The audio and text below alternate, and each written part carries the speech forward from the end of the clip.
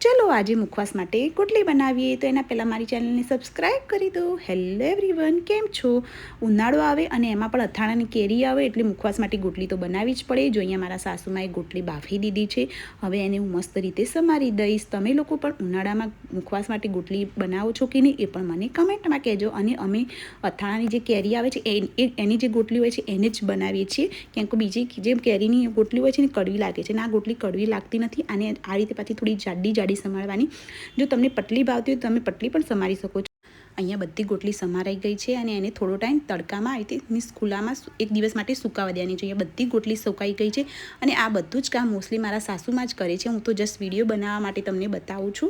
अने अहींया पछी छे ने सुकाई जाय ने एक दिवस पछी एक दिवस मीन्स आ रीते कढ़ाई लेवानी, कढ़ाईमां थोड़ुं घी नाखीने थोड़ी थोड़ी क्वोंटिटीमां गोटली नाखवानी अने थोड़ी शेकाई जाए ने एटले शेकाई जाए एना पछी छे ने एमां संचळ नाखी देवानुं।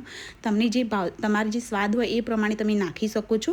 अहींया मैं संचळ नाखी छे। आ गोटली तमे 12 महीना साचवी शको छो। अहींया जो बधी गोटली थई गई छे अने तमने मारा व्लॉग पसंद आवता होय तो please subscribe my channel, like share comment. Bye bye.